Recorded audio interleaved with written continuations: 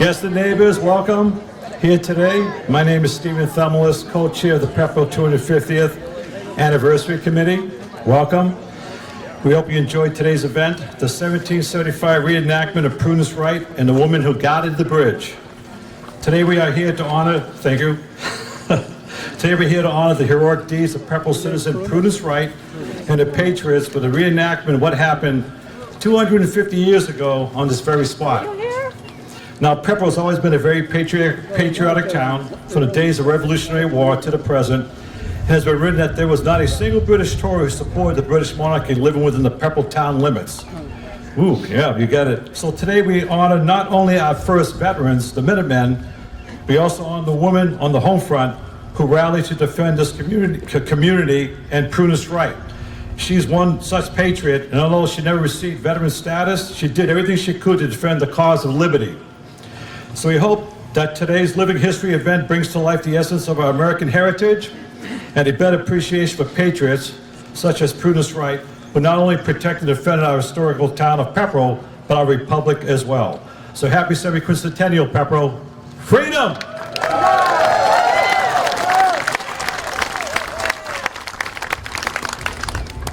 Waiting for the bang. Whoa! Good job. Thank you. Now I'd like to introduce Wendy Cummins of the Prudence Wright chapter, Daughters of the American Revolution. Wendy?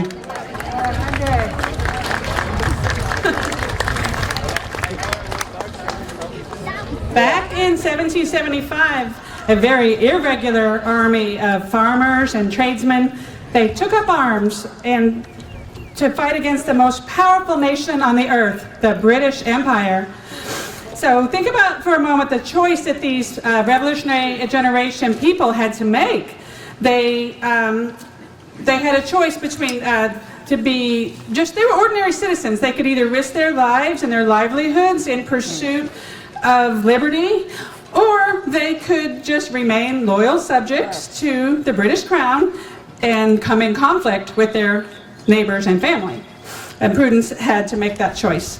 So Pepperell was very few, if any, towns of its size furnished as many men for the Revolutionary War as did Pepperell. Back in colonial times, men between ages of 16 and 60 were expected to serve in their local militia. Now, the Minutemen were a group within the militia, and they trained more frequently and drilled, and they were expected to be ready at a minute's notice. It's the name Minutemen. About half of Pepperell's households provided an able-bodied man to serve in the Revolutionary War. And we have a sign over there at the kiosk with the names of the 90 Minutemen from Pepperell who answered the Lexington alarm on April 19, 1775. Now, Prudence Wright's husband, David Wright, was one of those Minutemen. He was in Colonel Prescott's regiment, and Private Wright was one of the Minutemen who answered the call on April 19th. So you're about to see a dramatic portrayal of the Colonel Prescott muster and of the Pepperell Minutemen, which happened just a few days before the women's action at the bridge. But first, we're going to set the stage for what led up to Pepperell being in the War of Independence. So now I'd like to introduce Paul Keating with a little background on the Pepperell Minutemen muster.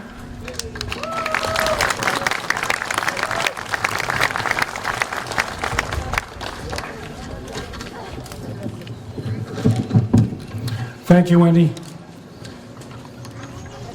The colony suffered many difficulties leading into the Revolutionary War. The French and Indian War ended in 1763 with the British Empire deeply in debt. To pay for the war, Parliament taxed the American colonies with the Sugar Act in 1754 and the Stamp Act in 1765. Each successive tax increased colonial resistance, as it was considered unfair to be taxed without an elected representative in Parliament. The British response was to raise more revenue and assert more authority by imposing more taxes, with the Townshend Act in 1767, which taxed glass, paper, paint, and tea. In March of 1770, the British fired upon a crowd in Boston, killing 5 people at the Boston Massacre. Growing resentment led to protests and boycotts and the defiant dumping of tea in Boston Harbor by a rebel group called the Sons of Liberty in 1773. Pepperell residents, including Prudence Wright, followed suit by burning British tea on the town common. The British Parliament responded by punishing them with the Intolerable Acts of 1774. This included the Quartering Act, where the British required colonists to house and feed them in their own homes, and the British closing the port of Boston, plus more restrictions being placed on self-governance. At this time, the people of Pepperell are raising their liberty flag of red and blue cloth in front of the public meeting house in 1774, in open defiance of British rule, an act of treason. The colonists could no longer accept these attacks on their liberties, and the escalating oppression ignited a war. And now Diane Cronin-Keating for the rest of the evening.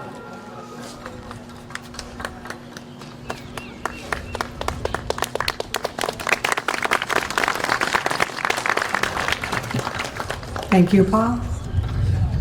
At midnight, April 18, 1775, the Committee of Safety in Charlestown sent couriers Paul Revere and William Dawes into the countryside to warn the Patriots that the British regulars had come out of Boston to confiscate ammunition. Dr. Samuel Prescott joined them, but en route to Concord, the men were ambushed by British officers in Lincoln, where Paul Revere was captured. Dawes and Prescott escaped, and only Dr. Prescott would make it to Concord to spread the alarm. At 5:00 a.m., April 19th, a skirmish broke out on the Lexington Battle Green, and the first shots of the American Revolution were fired. Tragically, 8 Minutemen fell at the start of the battle, infuriating the colonials. The British moved onward to the North Bridge in Concord, secured the bridge, and searched the town for gunpowder and supplies, but found little. As the Redcoats set fire to cannon carriages in Concord, fire spread to a nearby building before being extinguished with the help of the British. At this point, the call to arms had already spread to many towns, and hundreds of militia were responding. From a distance, rising smoke caused the Patriots to believe that the British were burning Concord. Colonial militia who were gathered nearby responded, and the British and the colonials engaged at the North Bridge. The British fired first, and the colonial officers ordered them to return fire in what history now refers to as the shot heard round the world. The first Patriot officer fell, Captain Isaac Davis of the Acton Minutemen, and the conflict intensified. Around 9 a.m., Pepperell received the call to arms, and word was sent from house to house for the Minutemen to assemble. Abel Parker was plowing on his farm, and upon hearing the alarm, left his oxen yoked, seized his gun and his best coat, and ran until he reached his comrades. Edmund Bancroft, who had just left for Maine, heard his son call out for him to return. He quickly changed his clothes, grabbed his gun, and answered the call. Men from Hollis joined the compatriots from Pepperell and united under Colonel Prescott. Though his men were a group of simple farmers, inexperienced in battle, each was determined to aid their fellow countrymen and defend the future of the colonies from imminent danger, and some were never to return. Colonel Prescott quickly assembled his militia, possibly at this very spot, formerly called the Cart Bridge at Joe Blood's Fordway.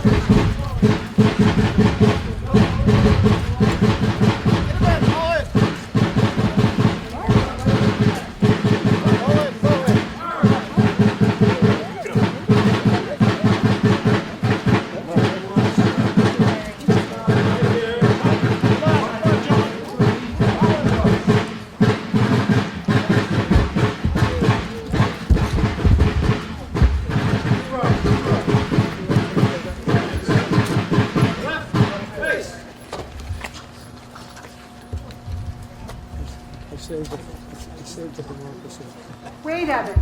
I need a moment. Colonel Prescott will have you soon enough. I trust you will waste no time returning to us when this is done. These are the times that test our faith, Abigail. We will do our duty. This will be settled, and I will return to you as soon as I'm able. My heart is devoted to you, Evan.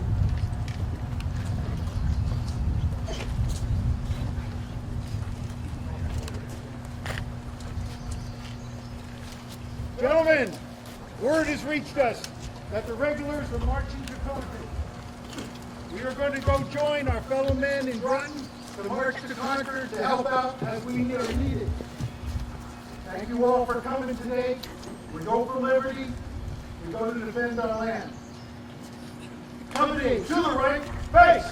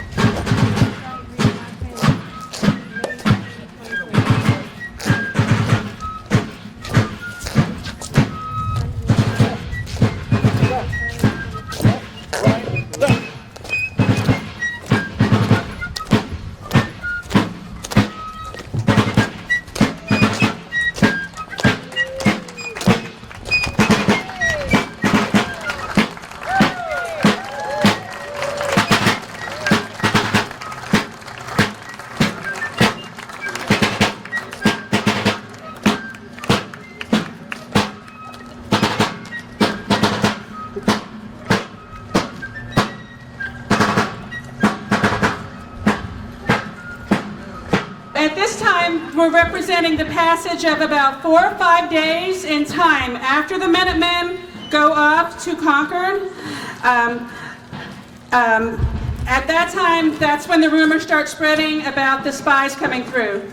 So at this time, we are now going to present to you a dramatic reenactment of what happened at this river crossing a few days after the events in Lexington and Concord. 250 years ago. Now, this is consistent as possible with the earliest events, but we can never really know exactly what happened on that dark night. We do know that Prudence knew both of the horse riders to cross the bridge. One she went to school with, the other one was her brother. Prudence's family was divided. Some were Tories, some were Patriots.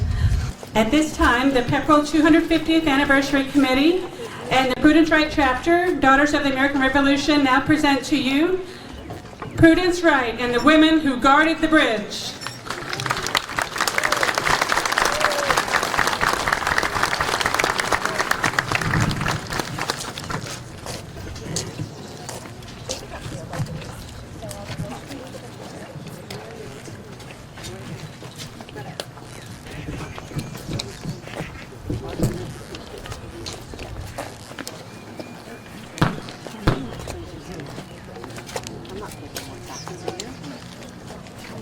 Enough of that. Can I have to burn my teeth? I don't like them.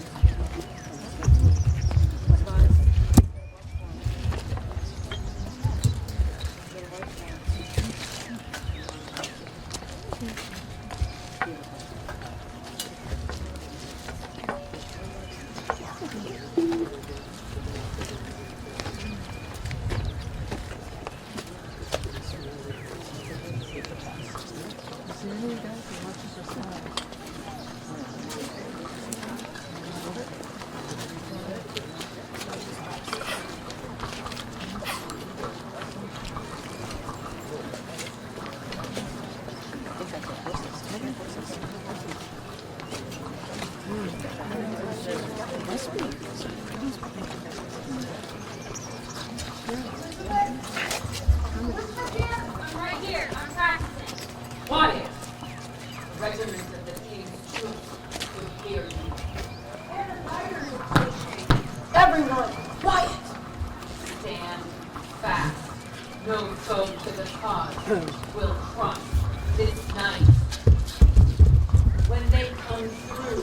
Surround them. Grab the reins of the horses. Halt! I won't be waylaid by a group of women. Out of my way. Halt, or I will lay you low! Step aside, Drew. I don't want trouble. Grab Give the us the reins! road. Grab the reins of the horses! Dismount and submit to search. Dismount! Dismount! Dismount!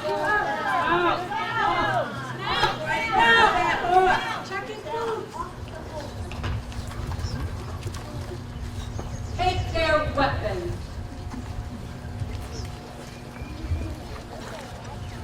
Search them.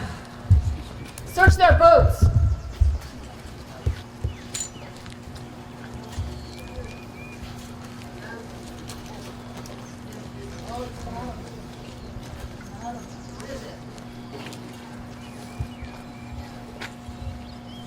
Leonard Whiting, you will face the Committee of Safety for this treason. Treason. Brother, how could you? You have brought disgrace on this family. Be gone. You are dead to me.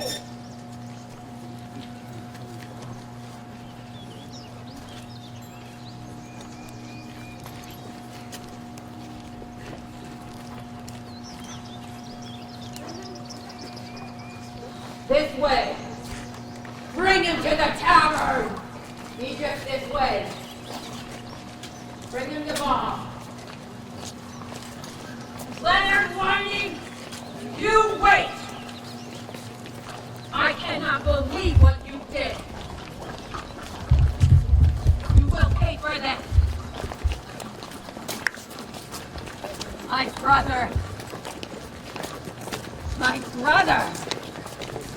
You corrupted my brother!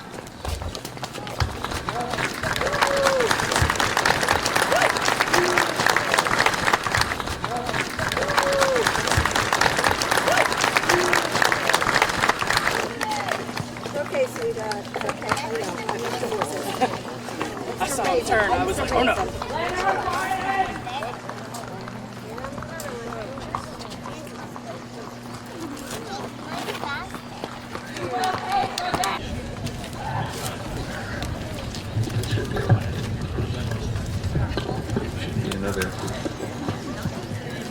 Okay, everyone, we now have a special treat for you.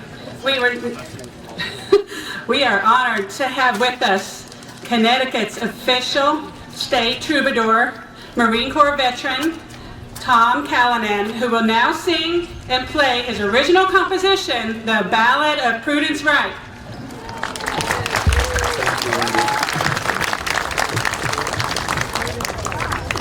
Thank you very much.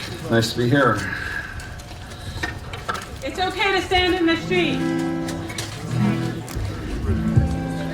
Loitering is not prohibited today. If you care to join in on the chorus of a song you've never heard before, it goes, dressed as men, sisters in arms, side by side, in the struggle against tyranny. It was prudent of prudence to say, guard the bridge like the limbs of the liberty tree.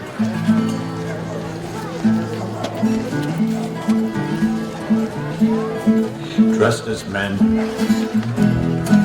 sisters in arms, side by side, in the struggle against tyranny. It was prudent of prudence to say, guard the bridge like the limbs of the liberty tree. That was the chorus. Dressed as men, sisters in arms, side by side, in the struggle against tyranny.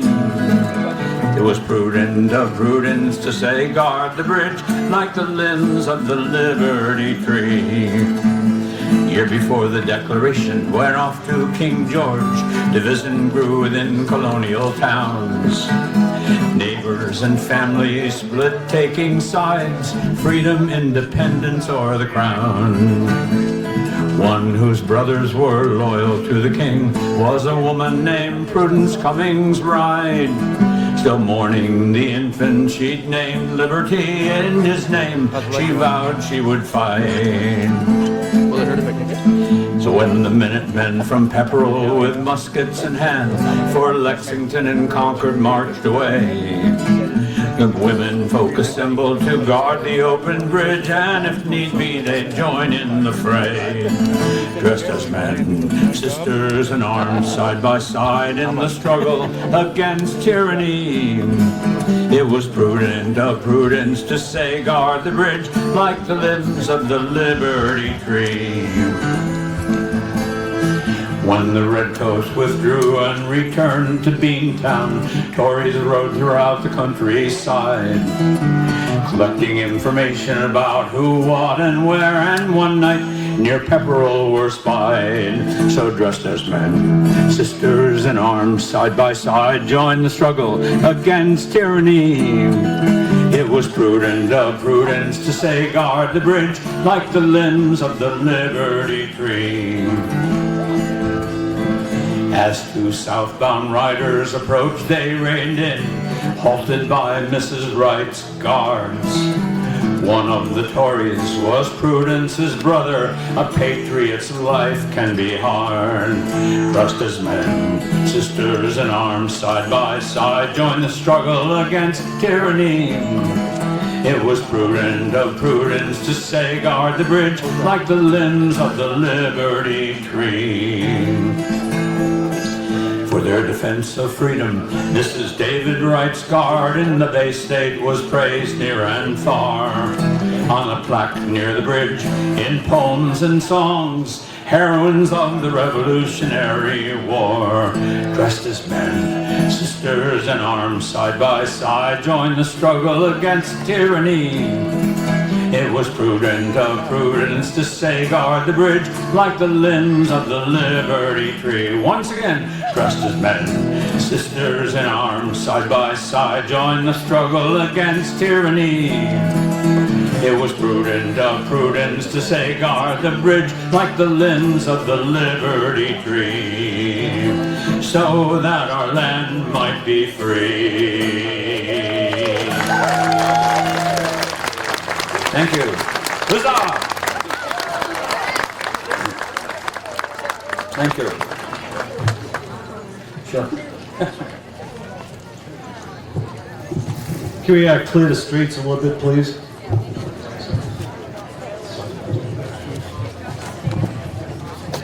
Thank you.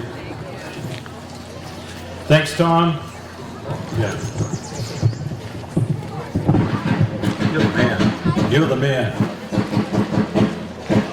Before Tom sings other revolutionary songs, we will now have our grand finale. The Minutemen will now fire their flintlock muskets in honor of those who left home and heart to stand up to tyranny. The names are on the side of the Prudence Wright overlook.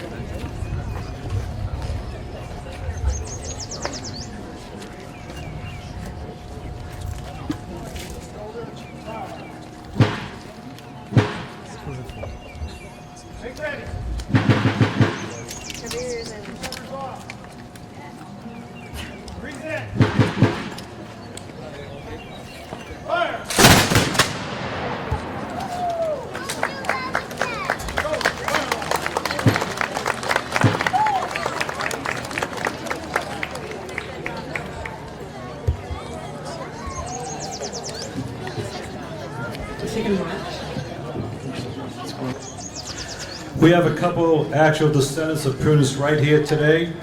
We have Molly Holmes. Molly, just raise your hand if you're here. There you are, right behind us. Deborah Crosby. Deborah. Yep, together. And Scott Friesen and son. Children, I should say. We also have a descendant of Prudence Wright's First Lieutenant Sarah Hartwell Shattuck, Dorothy Hartwell O'Reilly. Dorothy.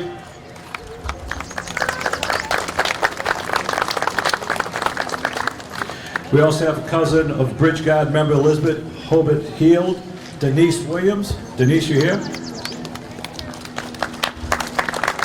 Thank you. Just want to thank some of our folks that made this event possible, members and sponsors of the 250th Committee. Devin Carter brought King George's the third cannon from 1775. Daughters of the American Revolution, ladies dressed in authentic colonial clothing. Patty Gale for hosting Sewing Circle for many months. 6th Middlesex Regiment in Acton Minutemen. Julie Grant, who was Prudence Wright and a director. Our British spy equestrians, Barbara Legretto and Dick Moody. The Pepperell Cultural Council. Mark Matthews and Debbie Matthews. Gar Septic for donating the facilities. Producer Wendy Cummings and the DER. So we invite you to visit our tables over here, the Overlook, and meet the reenactors and the horses. Bring some biscuits. Thank you all again for attending a special 250th event in honor of Prudence Wright. Have a great weekend, and God bless America.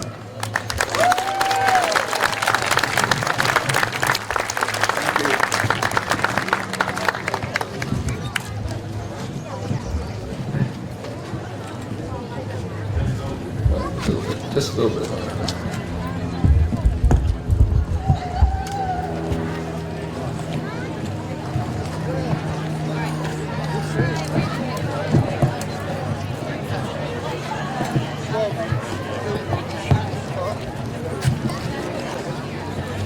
Okay, we've got a couple other songs for you. If you were alarmed by the sound of the musket fire, you have a chance to fire back in this song. It's called The Rifleman of Bennington, nearby Vermont. And when I say for the rifles, if you clap your hands 3 times, 1, 2, 3. I know you know 3, but I just want to give you the idea of the tempo. For the rifle, 1, 2, 3. For the rifle, 1, 2, 3. In our hands will prove no trifle. And we're not talking about dessert. We're talking about a small thing, trifle. For the rifle, for the rifle. In our hands will prove no trifle. For the rifle, for the rifle. In our hands will prove no trifle. It's actually a song to try to convince the redcoats to go home because we didn't want to kill them. Why come ye hither, redcoats? Your mind what madness fills? In our valleys there is danger, and there's danger in our hills. Oh, hear ye not the singing of the bugle wild and free? Full soon you'll hear the ringing of the rifle from the tree. For the rifle, for the rifle. In our hands will prove no trifle. For the rifle, for the rifle. In our hands will prove no trifle. Ye ride a goodly steed, you may serve another master. Ye forward come with speed, but you'll learn to back much faster when you meet our mountain boys and their leader, Johnny Stark. Lads who make but little noise, but always hit their mark. For the rifle, for the rifle. In our hands will prove no trifle. For the rifle, for the rifle. In our hands will prove no trifle. Have ye no graves at home across the shining water, that hither ye must come like bullocks to the slaughter? If we the work must do, why the sooner 'tis begun. If flint and trigger hold but true, the sooner it will be done. For the rifle, for the rifle. In our hands will prove no trifle. For the rifle, for the rifle. In our hands will prove no trifle. Once again, for the rifle, for the rifle. In our hands will prove no trifle. There you go. Ed from the TV station asked me how I came to write the song about Prudence Wright. There was a lady who has since passed away named Jackie Calnan, no relation to me, but she saw my name somewhere and sent me information about this bridge. And she had me come up here in 2010, I think it was, and I presented the song for the Historical Society. And so I hope if she's watching from beyond, thank you, Jackie. We're no relation, but the same last name. This is one that soldiers would march to. It is called Katie Cruel. Thank you, sir. It has sort of a nonsense chorus, but these days, what's a nonsense chorus sound like? It's great. Yes, thank you, sir. So, Katie Cruel.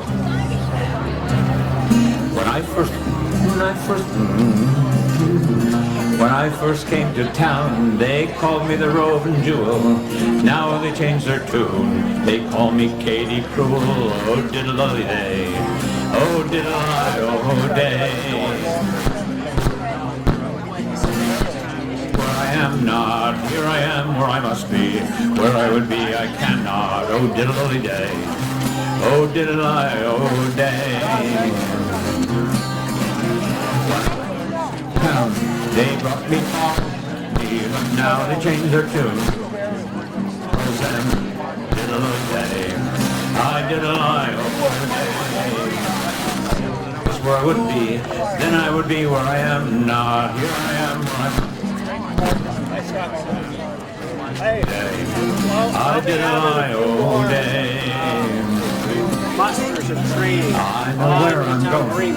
I know who's going with me. I know who I love. But who knows who I'll marry? Oh, diddle-lily-day. Oh, diddle-I-oh-day. Oh, that I was where I would be. Then I would be where I am not. Here I am where I must be.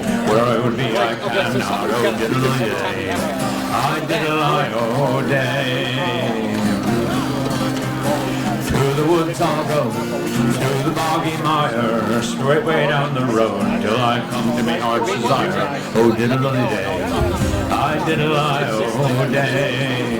Oh, that I was where I would be, then I would be where I am not. Here I am where I must be, where I would be I cannot. Oh, diddle-lily-day, oh, diddle-I-oh-day. Eyes as bright as stars, lips as red as cherries, and a her delight to make the young folks merry. Oh, diddle-day, I diddle-I.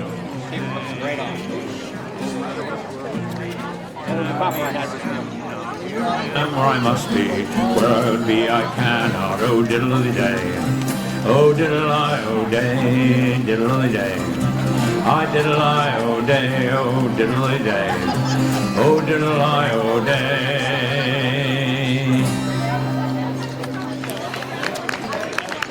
Thank you, thank you. This next song comes from 1759. I wrote it, but you probably know it. I wrote it as a British officer named Colonel Shuckburgh, and he was complaining about the Connecticut militia, and he thought they were a bunch of doodles.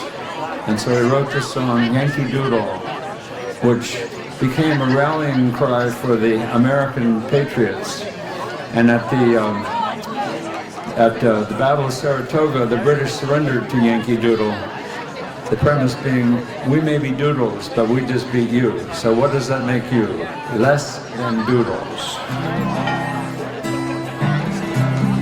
Yankee Doodle went to town riding on a pony, stuck a feather in his hat and called it macaroni. Yankee Doodle, keep it up, Yankee Doodle dandy, mind the music and the step, and would the girls be handy. Father and I went down to camp along with Captain Good, and there we saw the men and boys as thick as hasty pudding. Yankee Doodle, keep it up, Yankee Doodle dandy, mind the music and the step, would the girls be be handy. There we saw the men and boys, rich Esquire David.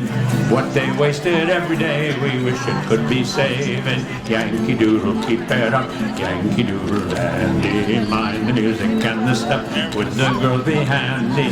There was Captain Washington on a slapping stallion, giving orders to his men, there must have been a million.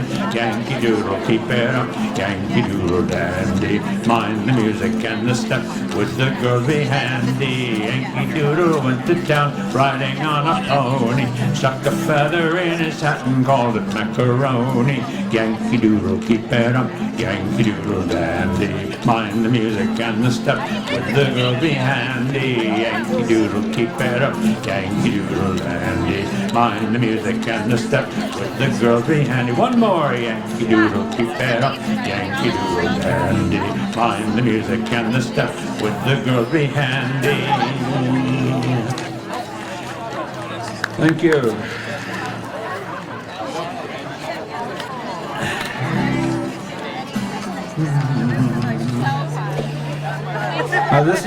This is a pub song that was sung during colonial times. It's called "A Begging We Shall Go." The chorus goes, "A begging we shall go, shall go, shall go, and a begging we shall go." I think about the song every time I leave Stop and Shop.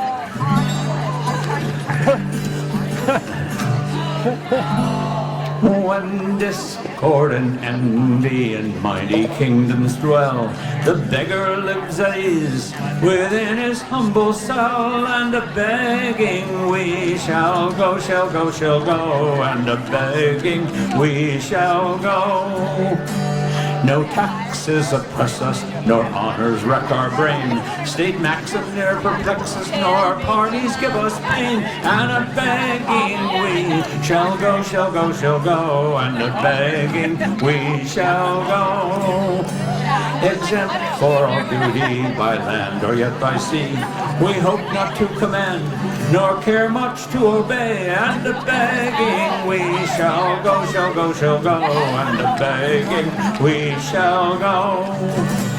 Whatever we get, we seldom keep in store. We spend it all today, tomorrow beg for more. And a begging we shall go, shall go, shall go, and a begging we shall go.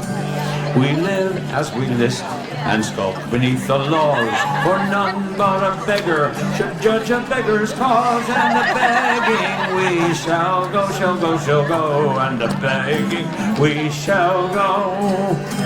Contented when death through age approaches nigh, in pleasure thus we live, and with pleasure thus we die. And begging we shall go, shall go, shall go, and a begging we shall go.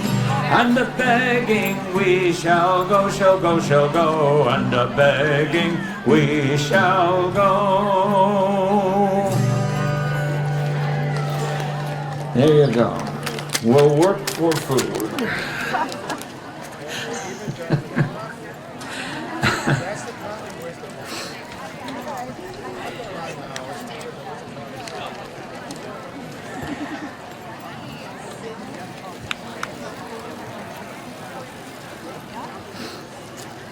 And another one from that period of time when we were a colony.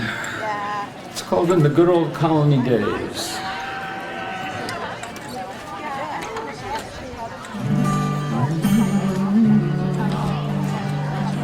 Just before the rain.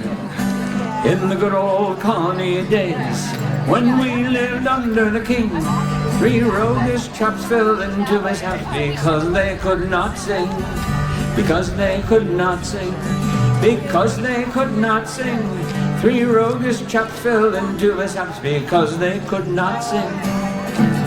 Now the first he was a miller, the second he was a weaver, and the third he was a little tailor. 3 jolly rogues together, 3 jolly rogues together, 3 jolly rogues together, and the third he was a little tailor. 3 jolly rogues together. Now the miller he stole corn, the weaver he stole yarn, and the little tailor he stole broadcloth to keep the 3 rogues warm. To keep the 3 rogues warm. to keep the 3 roads warm, and the little tailor he stole broadcloth to keep the 3 roads warm.